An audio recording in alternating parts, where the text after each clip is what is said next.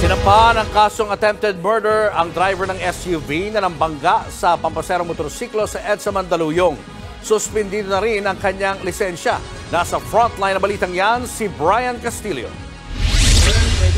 Sumailalim na sa inquest at formal lang sinampahan ng 2 counts of attempted murder ang driver na si Pedro Magalit.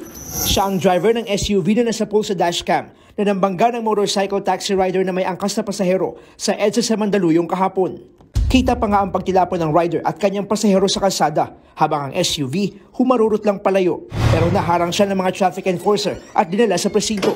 Ayon sa mga pulis, kung pagbabatayan ng nakuhang video, may intensyon talaga ang driver na saktan ng rider. Bago ang insidente, nagkagirian na pala ang driver at ang rider sa gitna ng traffic. It seems parang intentional ang dating kasi that's why initially we prepare yung ating investigator attempted murder. So, kitang-kita naman yung actuation ng ating driver doon. Kinumpirma naman ng Land Transportation Office na sinuspindi nila ang lisensya ni Magalit. Pinagpapaliwanag din si Magalit sa naging asal niya laban sa kapwa motorista. Magsasagawa naman daw ng hiwalay na investigasyon ng LTO. Samantala, ngayong araw din ay nagtungo sa Mandaluyong Prosecutor's Office ang nabanggang rider na si Renz Tesoro. Pero tumagin na siya magpaunlak ng panayam.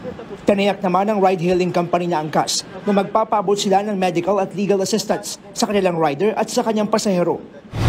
Hindi natin maiwasan na may mga insidente, pero this has been the worst so far na nangyari sa aming angkas biker. We hope that magkaroon po tayo ng accountability, no? So dun sa mga hindi magandang pangyayari sa daan. And again, we're calling for mutual respect for all motorists on the road. Nagbabalita mula sa Frontline, Brian Castillo, News 5. Mga kapatid, Julius Babaw po. Huwag maging huli at maging una sa lahat ng balitaan. Para sa tuloy-tuloy na talakayan sa Frontline, mag-follow at mag-subscribe sa social media pages ng News 5.